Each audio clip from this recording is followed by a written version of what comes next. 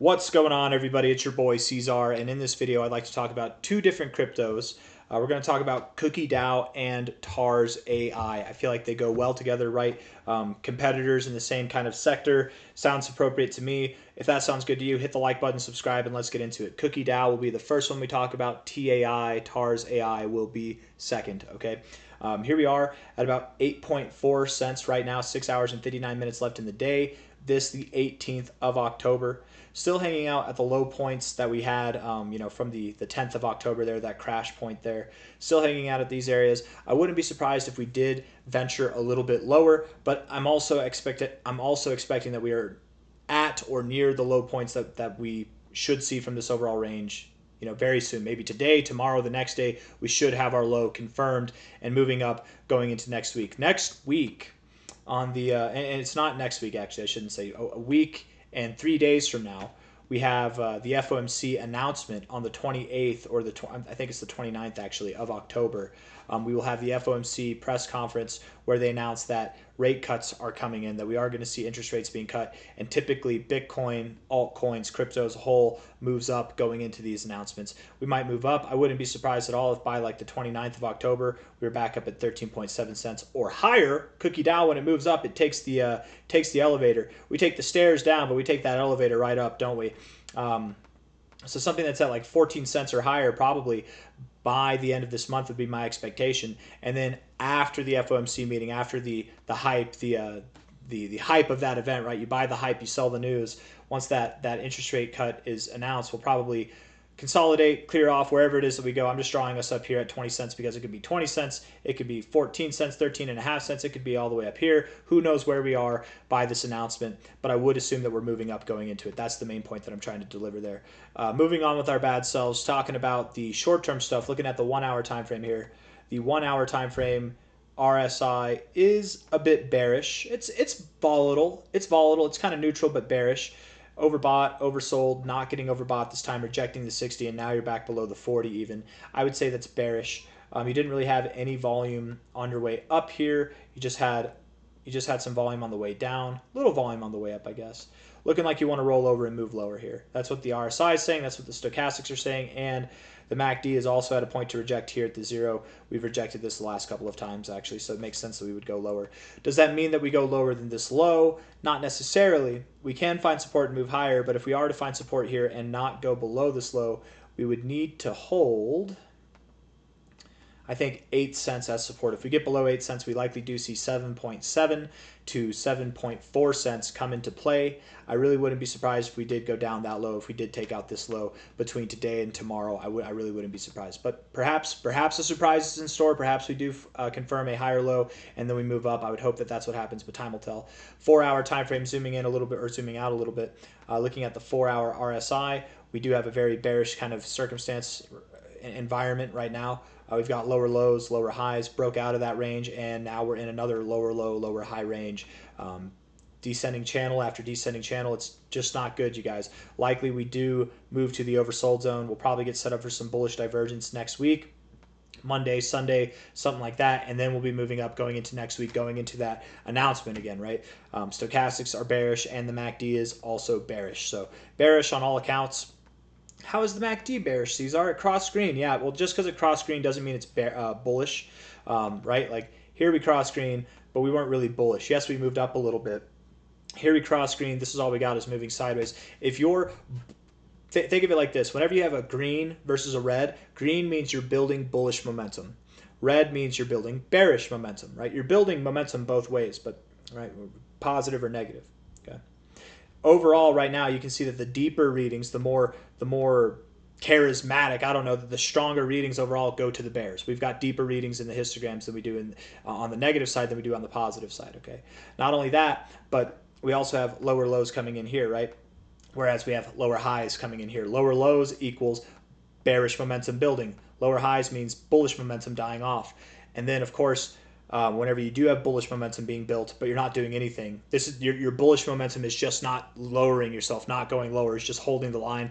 That's bearish, right? It's like you're trying here to uphold the price, but you're not doing anything with it. You're not moving up. That's bearish in itself. And then, of course, beyond all that, the oscillators being below the 0, that kind of tells you that you're in an overall bearish environment, overall bullish environment, bearish environment, whatever. It's not that cut and dry, especially on the 4-hour time frame, but on the daily and the weekly time frame, it essentially is that cut and dry.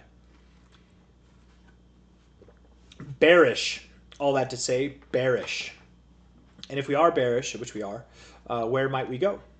Taking this low to this high here, it's possible that we go to 7.4 cents to even 6.7 cents. Whereas before we were looking at the extensions off of this from a low to a high, and it makes sense that we'd find support at about 7.4 cents. That is, after all, where our 1272 is right here. But we could go lower. We could see as low of a price as something that is below 7 cents. It is possible. I don't think we go below 7 cents, but I do think that 7.4 cents, something below 8 cents is very possible at this moment in time. We'll see as the days develop. Speaking of the days, here we are on the daily time frame. We were looking to find support here. I don't know if we're going to get it. The 4-hour looks bearish. I think we're going to keep coming down. The MACD also rejecting the 0 is not a good look. Looks bearish as well. Do we have bullish divergence? I don't think so. The RSI is promoting no bullish divergence yet, but promoting the idea that we do go lower, rejecting the 60 and above there both times and just coming down. Looks bearish to me. Smells bearish to me. It's probably bearish. We're probably going to go lower. However, I wouldn't think that we go too much lower, right? I am expecting something odd here, which is that the stochastics don't get oversold. If they do, mark my words, the blue line will be far separated from the orange line like it was back here if you do get to the oversold zone. But I wouldn't be surprised if we found support somewhere like right here, where we found resistance before, support before, kind of in this area, resistance right here. I wouldn't be surprised if we found support right there. If not, if we do get all the way oversold, that could be problematic. That really could push prices below 7 cents. So we'll see if that happens. But overall, until our stochastics are pointed back upwards, until we're back above the 50, until it looks like we found a low there, until the RSI is out of the oversold zone back above its 50 and the MACD is above the 0, I think that it's important to be cautious of any bullish kind of vibes. With that being said, I'm very optimistic on Cookie.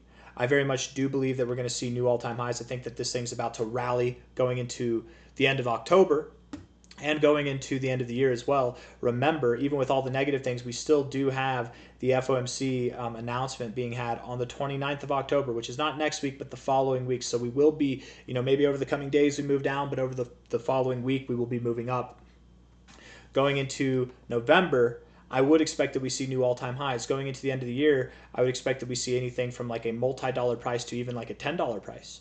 And from the current price of 8.3 cents, the minimum target there at $1.65 is roughly a 19, almost a 20x. The maximum target in our primary target zone, the 1618 to the 1272, is about a 47x. Anything and everything in between is possible. We saw a 42x back here. Cookie's only more known of now. There's only more people aware of what Cookie is now than it was back here.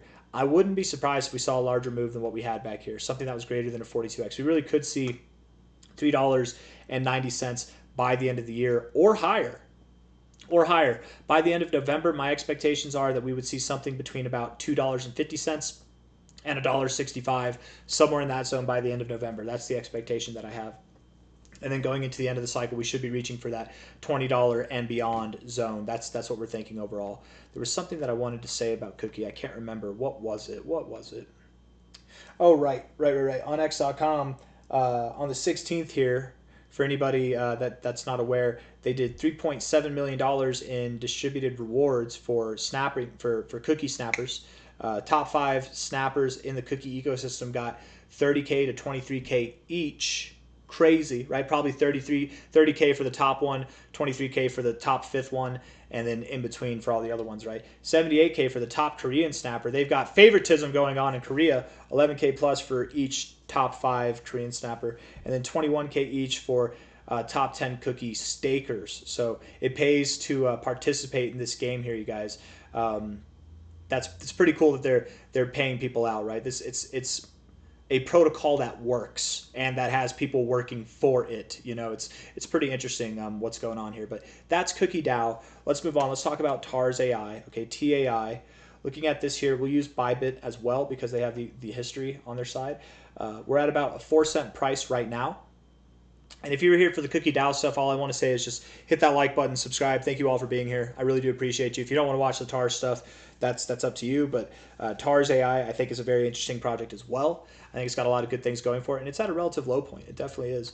We look at this here from a high or a low to a high here. Oh, come on, baby, come on, give it go. Let's go. God, there we go. Low to high here.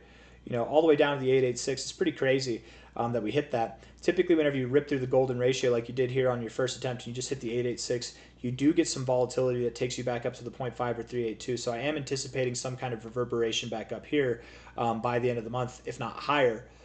But at the moment, like Cookie, like the rest of the market, it wouldn't be surprising at all if you did take a step down. The RSI is looking bearish on the daily time frame. The stochastics look bearish, and the MACD is also bearish as well. Looking at the 1 hour time frame here, bearish on all fronts. You are set up for some bullish divergence if you get below. I don't know if you will get bullish divergence. I wouldn't be surprised if you took that low out. You could, but something lower nonetheless is what I would expect. Volume is picking up as we're dropping. Stochastics are bearish, and the MACD is crossing back below the zero. We look at the 4 hour time frame, and again, building here bullish momentum, but you're not doing anything with it. It's just a hiccup is all it is. It's a moment where, before you slide lower, that's all it is, and you are probably going to slide lower. So my thoughts here would be, let's take this low, let's take this high, and we'll measure out from there, low to high. Zoom in a little bit. You hit the golden ratio, nice. So we're showing respect at key areas. This is how we know that we're on the right track with this fib here. Golden ratio to the 786, 886, very common behavior actually when working your way lower. So I would think that we go lower, 3.5 cents to 3.4 cents, 3.5 to 3.4. I think that sounds appropriate for the given range. Could you go lower than that? Yes, but I think that's the area to anticipate. Find support there, and then you're moving up higher. Everything should be fine from there. Yeah, 4 hour time frame, we'd probably get a lower low and then get a higher low in the RSI, bullish divergence getting set up. Stochastics look like they want to come down, the MACD too. So lower low anticipated, but some bullish divergence, some bullish prospects are on the way. And then again, looking at the daily time frame, we are at areas to bounce, but we're just not there yet. I think once the stochastics are in the oversold zone over the coming days, that'll likely mark a low point. The MACD will separate a little bit more, but once we start to die off, you see how this histogram goes from deep red to a lighter red color. Once we start to die off and bearish momentum being built, I think that we will start to recover as well. So not yet, but we're almost there. And whenever it is time to recover, TAR's AI, TAI, should be seeing not just new relevant highs, but new all-time highs altogether. My expectation is that we will see new all-time highs. High to low here. By the end of November, we're looking for targets that are anywhere from about 25.7 cents to 35 cents. That's anything from about a 6x to an 8x. It is completely possible that by the end of November we do see new all-time highs, but I'm thinking this is more reserved for the end of the year, December. Whenever we do get into December, my thoughts would be that we see something on the lines from here, on the lines of like a 28x or more, something at $1.14 to $3.30. Now I know that seems like intense growth, and it is, but TARS does have a very low market cap. Low market cap coins are prone to insane pumps. I mean, literally in 1 week here, we moved up 176%. Between now and the end of this year, we could absolutely see this come into play. I would very much expect that we see new all-time highs by the end of the year. And going into the end of the cycle, this thing could be worth $3. It could be worth as much as $10. I don't think we get above $10, but anything's possible. Technically, it is feasible to see prices above $25 even. I just wouldn't bet on that happening, at least not at this point. I think something between $3.30 and $10 is something to anticipate between now and the end of the cycle, between now and April, May, or June. I don't really have anything else that I want to say. I've said it all. So if you guys liked the video, hit the like button, subscribe. Thank you all for being here. We're probably getting set up for some nice kind of double bottom action here, in which case we will have a W overall. Once you get above this middle point, things should really pick up the pace, and going into the end of the year, I think we'll see some fireworks fly.